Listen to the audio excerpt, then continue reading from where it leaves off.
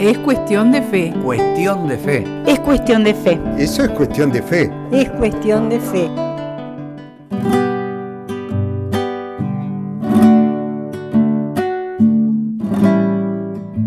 El tiempo que va pasando como la vida no vuelve más.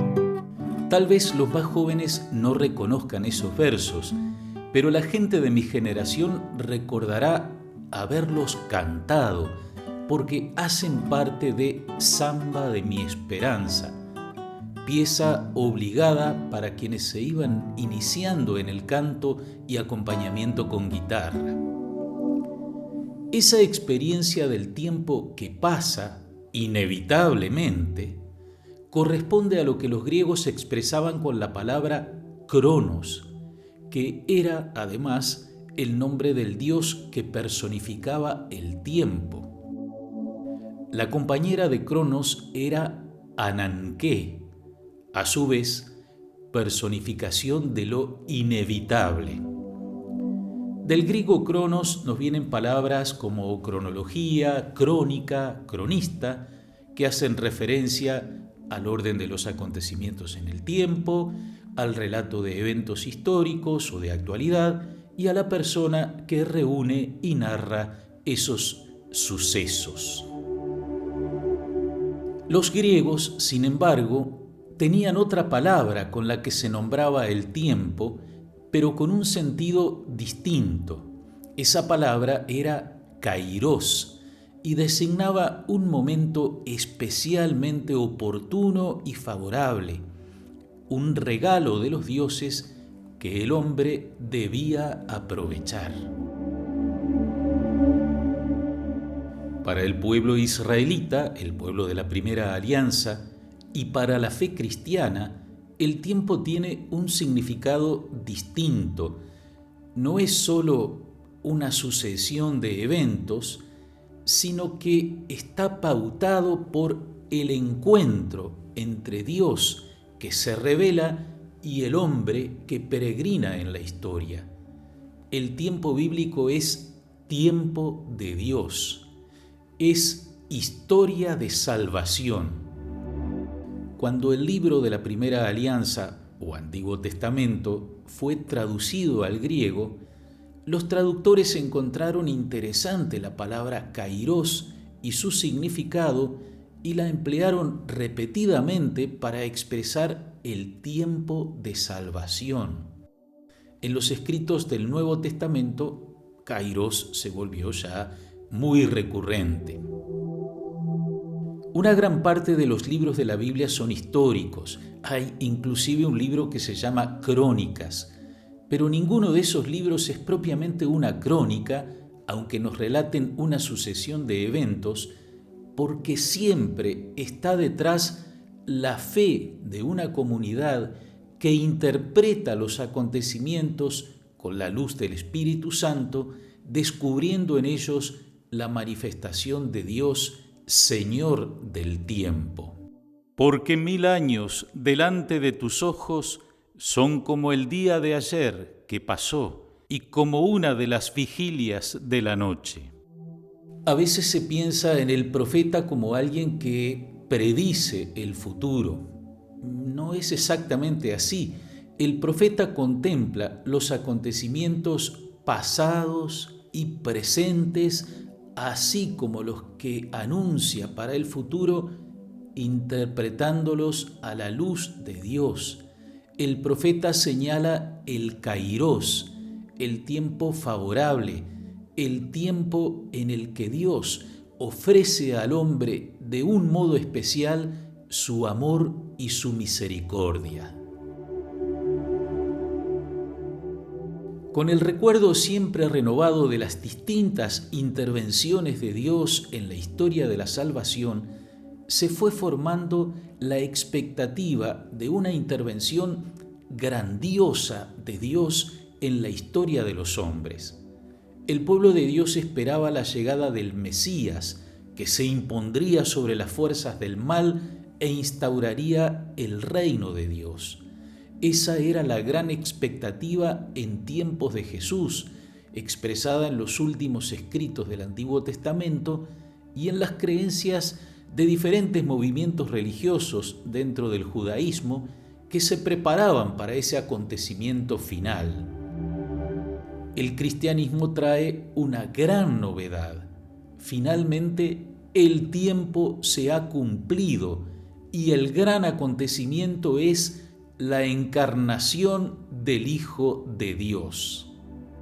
Al llegar la plenitud de los tiempos, envió Dios a su Hijo, nacido de mujer. Este acontecimiento inicia un nuevo Kairós, el Kairós definitivo. El misterio pascual de Cristo es la hora decisiva de ese tiempo nuevo. En efecto, cuando todavía estábamos sin fuerzas, en el tiempo señalado, Cristo murió por los impíos. Desde su encarnación hasta su resurrección, toda la vida de Jesús es acontecimiento de salvación. Todo eso hace parte de su primera venida, de su venida en la carne, como recuerda el primer prefacio de este tiempo de Adviento. Él vino por primera vez en la humildad de nuestra carne para realizar el plan de redención trazado desde antiguo y nos abrió el camino de la salvación. Y la primera venida nos pone en tensión hacia la segunda, tal como continúa diciendo el mismo prefacio. Para que cuando venga por segunda vez, en el esplendor de su grandeza, podamos recibir los bienes prometidos que ahora aguardamos en vigilante espera. Este domingo iniciamos un nuevo año litúrgico. El año litúrgico en la Iglesia Católica es el ciclo anual en el que celebramos el misterio de Cristo, es decir, la obra salvadora del Hijo de Dios. Está dividido en 5 tiempos que abarcan varias semanas cada uno: Adviento y Navidad, Cuaresma y Pascua. El tiempo ordinario o tiempo durante el año se distribuye en el resto del calendario. Cada tiempo tiene sus acentos, su propia fuerza. Como decíamos hace poco los obispos uruguayos, siempre es tiempo de Dios. Pero en cada tiempo el llamado de Dios se presenta en forma distinta, tocando diferentes circunstancias de nuestra vida. En el año litúrgico, el domingo tiene un lugar principal.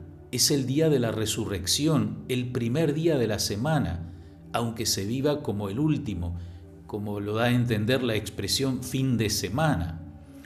Cada domingo leemos la palabra de Dios organizada en 3 ciclos. Ciclo A con el Evangelio de Mateo, ciclo B con el de Marcos y ciclo C con el de Lucas. El Evangelio según San Juan se distribuye dentro de los 3 ciclos. Con el Adviento de este año comenzamos el ciclo B, de modo que Marcos será nuestro guía para la celebración del misterio de Cristo. Adviento significa venida. ¿A qué venida se refiere?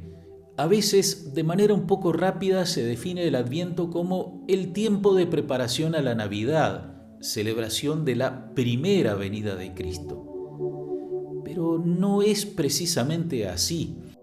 El Adviento tiene 2 partes bien definidas. La primera nos invita a poner la mirada en la segunda venida de Cristo. Y la otra parte, desde el día 17 de diciembre, nos encamina hacia la Navidad. Vayamos ahora a este primer domingo de Adviento, donde aparece claramente la orientación hacia la segunda venida de Cristo. El Evangelio que escuchamos este domingo es el final del capítulo 13 de San Marcos. Antes de entrar en nuestra lectura de hoy, veamos de qué trata este capítulo. Marcos 13 es conocido como el discurso escatológico. Escatológico viene del griego eschaton, que significa último, y logos, estudio o discurso acerca de. La escatología es el tratado sobre las cosas últimas, tanto las que se refieren al destino final del universo y de la totalidad de la humanidad, como al estado de cada persona humana después de la muerte. El discurso está puesto en boca de Jesús, aunque no es seguro que allí esté recogida directamente una enseñanza del Maestro, sino más bien la reflexión de la comunidad a la que está vinculado Marcos. Tiene muchas semejanzas con la literatura del judaísmo de la época, muy marcada por la espera del Mesías y del juicio de las naciones. Sin embargo, forma parte del Evangelio y por lo tanto se reconoce en el discurso la inspiración del Espíritu Santo en respuesta a nuevas situaciones y a momentos críticos de la comunidad, al parecer en tiempos del emperador Calígula. Los judíos habían derribado un altar pagano en Yamnia y en represalia el emperador mandó hacer en el templo de Jerusalén un altar a Zeus, lo que obviamente constituía una terrible profanación del lugar sagrado. Había todavía comunidades cristianas que permanecían vinculadas al judaísmo y al templo, por lo que estos hechos también las afectaban a ellas. El capítulo 13 comienza con el comentario lleno de admiración por el templo de parte de uno de los discípulos. A ese comentario Jesús responde drásticamente: no quedará piedra sobre piedra. A continuación, Pedro y Andrés, Santiago y Juan, es decir, los primeros 4 discípulos, interrogan a Jesús aparte de los demás. Dinos cuándo sucederá eso y cuál será la señal de que todas estas cosas están para cumplirse. Jesús da una serie de advertencias sobre falsas presencias suyas y de señales que no serán definitivas, tales como guerras, terremotos, hambre. Las situaciones críticas, como la pandemia que estamos atravesando, se prestan a interpretaciones religiosas extremas de parte de grupos sectarios o dan origen a la formación de esas sectas. El discurso de Marcos 13 busca alejar el interés por los aspectos llamativos y centrar la atención de los discípulos sobre lo más importante. Jesús anuncia que sufrirán persecuciones, pero también que es preciso que antes sea proclamada la buena nueva a todas las naciones. Anuncia otros signos más inminentes, pero nuevamente advierte sobre la presencia de falsos cristos y falsos profetas, y entonces, finalmente, verán al Hijo del Hombre que viene entre nubes con gran poder y gloria. Ese es propiamente el anuncio de la segunda venida de Cristo. Pero de aquel día y hora nadie sabe nada, ni los ángeles en el cielo, ni el Hijo, sino solo el Padre. Al negarse a dar a conocer el día y la hora, el discurso escatológico previene la acción de quienes buscan atemorizar a la gente y manipularla. El miedo no es lo que debe ocupar el corazón de los discípulos, sino la actitud de vigilancia, la preparación. Precisamente porque nadie conoce el día y la hora, viene al caso la parábola con la que Jesús cierra este discurso, parábola que nos invita a estar atentos, en vigilia, prevenidos. Estén prevenidos. 3 veces repite Jesús esa advertencia en relación con su segunda venida. Lo hace por medio de una parábola que dirige a los 4 discípulos, pero que al final extiende como mandato a todos. Tengan cuidado y estén prevenidos, porque no saben cuándo llegará el momento. Será como un hombre que se va de viaje, deja su casa al cuidado de sus servidores, asigna a cada uno su tarea y recomienda al portero que permanezca en vela. Estén prevenidos entonces, porque no saben cuándo llegará el dueño de casa, si al atardecer, a medianoche, al canto del gallo o por la mañana. No sea que llegue de improviso y los encuentre dormidos. Y esto que les digo a ustedes, lo digo a todos: estén prevenidos. La espera no es pasiva. Tampoco se trata de ocuparse de algo como para entretenerse o matar el tiempo. El Señor asigna a cada uno su tarea.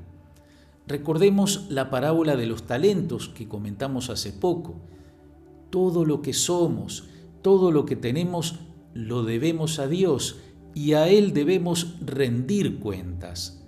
Estar prevenido es tener esa conciencia.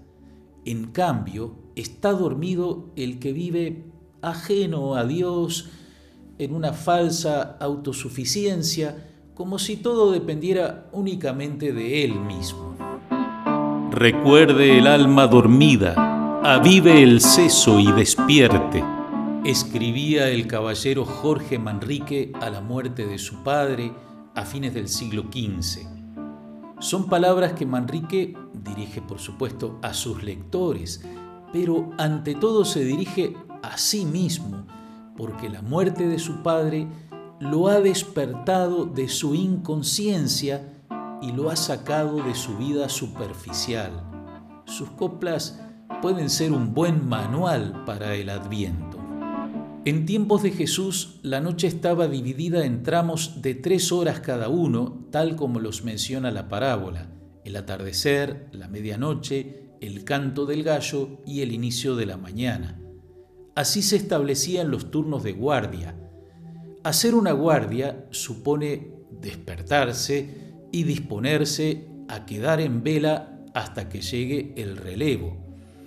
Jesús pide a sus discípulos tener esa misma actitud con su vida, vigilar su propio corazón para que se mantenga fiel al Señor en su puesto y cumpliendo su tarea. Tenemos que esperar la segunda venida de Cristo en su doble dimensión, la que nos toca directamente a cada uno en el encuentro personal al término de nuestra vida y la que vivirá la humanidad al final de los tiempos. Esperar en la confianza de que este mundo, creado y redimido por Dios, no se quedará en el vacío ni quedará prisionero de un tiempo interminable sin alcanzar la plenitud de la eternidad. Dios, por Jesucristo, consumará la historia como solo Él sabe hacerlo, y no como los poderosos de este mundo que navegan en el tiempo que va pasando y no vuelve más. La esperanza cristiana que nos trae el Adviento es esta: todo acabará bien en las manos de Dios. Gracias, amigas y amigos, por su atención. Nuevamente les invito a colaborar en las canastas que estamos preparando para entregar en Navidad a algunas familias de nuestra diócesis. Pueden ver los detalles al pie de este vídeo. Que el Señor los bendiga y hasta la próxima semana, si Dios quiere.